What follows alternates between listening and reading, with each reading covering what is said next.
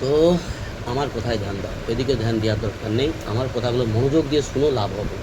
ঠিক আছে? অন্য গাফিলভাবে অন্যদিকে ধ্যান দিলে লাভ হবে না। গল্প শোনার মতন শোনা হবে, লাভ হবে না।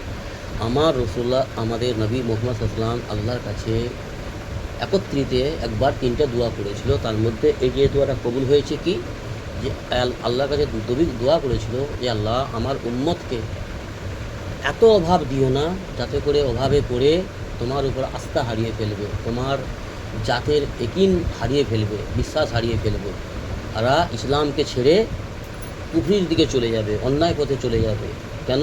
অন্যায়কারীদের যখন দেখবে যে মাল দৌলত সম্পদ অনেক, জি, তখন এরা ইসলাম ছেড়ে দিবে, তোমার উপর বিশ্বাস হারিয়ে ফেলবে, আস্থা হারিয়ে ফেলবে, জি, ভ্রান্তির পথে চলে যাবে। তো আল্লাহ, আমার উম্মতের উপর তুমি এত কষ্ট, এত দুঃখ দিও না, অভাব দিও না। এই দোয়াটা আল্লাহ পাক রসূল আসলামের এই কথাটা কবুল করেছে। আর আরেকটা দোয়া করেছিল যেটা কবুল হয়েছে কি, যে আমার উম্মতকে একত্রিতভাবে সবাইকে, আমার উম্মতকে ধ্বংস করে দিও না আল্লাহ নাফরমানির কারণে। আগেকার নবীদের, আমার নবীর আগে যে সমস্ত নবীরা এসেছে, যুগে যুগে অনেক নবী, 1.25 নবী পয়গম্বর এসেছে দুনিয়াতে, আল্লাহ পাঠিয়েছে এক একটা এলাকার জন্য, এক একটা, জি। তো তাদের কমেরা যখন নাফরমানি করতো, মানমানি করতো, আর যখন সেই জমানার নবী যখন আল্লাহ পাঠাতো, সোহেব আলাইসাল্লাম, নূহ আলাইসাল্লাম, মুসা আলাইসাল্লাম এবং দাউদ আলাইসাল্লাম, এরকম অনেক নবী, সুলেমান আলাইসাল্লাম, ইসাক আলাইসাল্লাম, অনেক নবী এসেছে যুগে যুগে।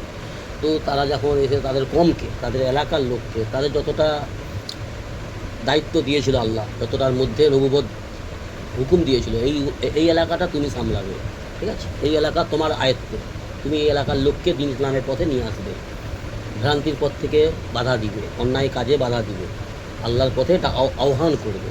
তো তখনকার যুগে মানুষ, এখনকার যুগেও যেমন এরকম মানুষ কিছু আছে, বেশ কিছু আছে, কিছু নয় বেশ কিছু আছে, অনেক আছে। তখনকার যুগে মানুষও এরকম ছিল। মানুষ তো, মানব জাতির মধ্যে এগুলো ফিতরাত, মানে নোংরা কাজ করতে ভালো লাগবে, ভুল পথে চলতে মজা লাগবে, জি, নাচ গান মজ মস্তিলা ভালো লাগে না, ভালো লাগে, রঙিন।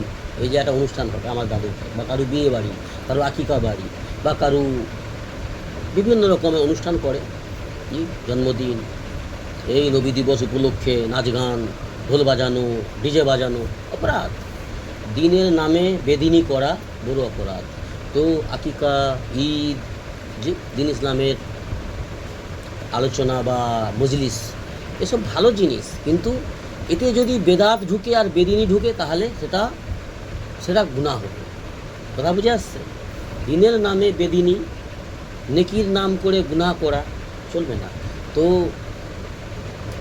অনুষ্ঠান হয়, এই অনুষ্ঠানে বেশিরভাগ আমাদের সমাজে দেখা যায়, আমাদের বাংলাতে হোক বা প্রায় প্রত্যেক রাজ্যে দেখা যায়, বেশিরভাগ যারা বেদিন, যারা আল্লাহর হুকুম নবীর সুন্নত সম্পর্কে জ্ঞান রাখে না, যাদের আল্লাহর ভয় নেই অন্তরে, তারা হচ্ছে নোংরা কাজ করে। বিয়েতে দেখবে সব গান চায়। আমি ব্যবসা করি, যেহেতু অনেক জায়গায় ব্যবসা করি, দেখেছি তো, দেখি একটা মুসলমান ঘরের ভিতরে গান চলছে, প্যান্ডেল ফ্যান্ডেল হয়ে আছে, কী হবে গো, আর বিয়ে বাড়ি আছে পরশুদিন বিয়া, তার দুদিন আগে থেকে গান চলছে বিন্দাস, তারপরে রং নিয়ে খেলা, মজ মস্তি, তারপরে বেদনী তালিকায় খাওয়া দাওয়ার ব্যবস্থা, সিস্টেম, সব কিছু, বিভিন্ন রকমের গুনাহ হয়, বেদাত হয়, অন্যায় হয়, জুলুম হয়, নবীর সুন্নতের খিলাফ, শয়তানদের এতাত করা হয়, শয়তানি কুকর্ম হয়, আর মুসলমান ঘরের বিয়ে হচ্ছে, জি।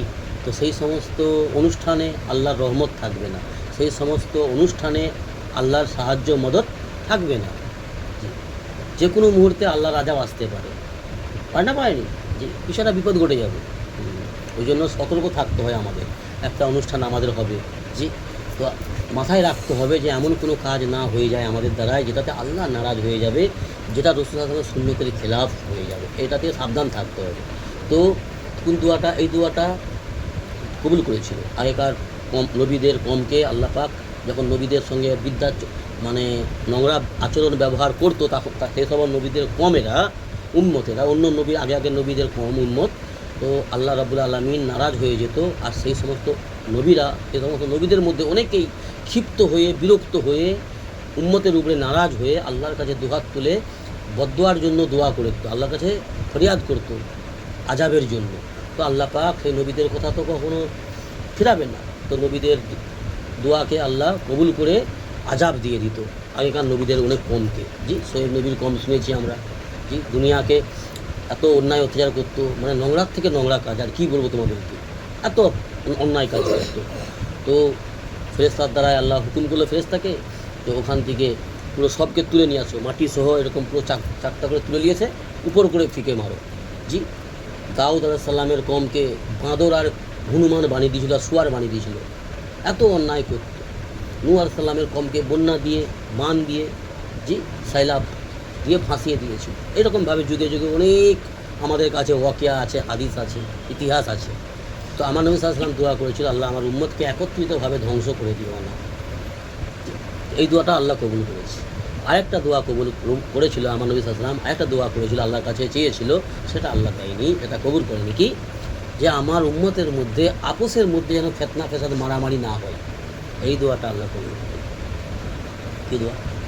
আমার নবী সাল্লাল্লাহু আলাইহি ওয়াসাল্লাম আল্লাহকে বলছে, আল্লাহ আমার উম্মতের মধ্যে নিজেরা আপোসের মধ্যে ভাই ভাই, কথা বুঝেছে, এরা যেন মারামারি কাটাকাটি হুনোহুনি না, মানে ফিতনা ফেসাদ না করে নিজেরা, সেটা আল্লাহ বলছে। হচ্ছে, হয়নি? আজকের দিনে হচ্ছে না? সবচেয়ে বড় শত্রু ভাই। সেটা আল্লাহর হিকমত রয়েছে, আল্লাহ পাকের হিকমত। আজ দেখো, যেই ঘরে দুটো ভাই এক মায়ের পেটে, কোনো ঘরে 4টা, কোনো ঘরে 5টা, কোনো ঘরে 7টা, যেন একদম ঘোরতর শত্রু। ভাই ভাইয়ের ছায়া দেখবে না। এমনকি অনেক ঘর আছে যে ঘরে একটা ভাই একটা বোন, সেই ঘরেও ভাই বোনের শত্রু। জি, তো আপোসের মধ্যে শত্রু। তারপরে তো এক শ্রেণীর লিবাসধারী শয়তান যারা, মুনাফিক যারা, লিবাসধারী আলেম সেজে ভাই ভাই লড়াচ্ছে, ভাই ভাইয়ের মধ্যে দুশ্মনী লাগিয়ে দিচ্ছে, একে একরকম বুঝাচ্ছে, ওকে একরকম বুঝাচ্ছে, একে এক ফেরকা বানাচ্ছে, ওকে এক ফেরকা বানাচ্ছে, ও এক পীরের মুরিদ, ই এক পীরের মুরিদ, ই এক দল করে, ও এক দল করে, রাজনীতি, দুনিয়াবি রাজনীতি বা বিভিন্ন রকম, এইভাবে করে ভাই ভাইয়ে মিল নেই, মহব্বত নেই, আর মারামারি কাটাকাটি ফিতনা ফাসাদ লেগে আছে।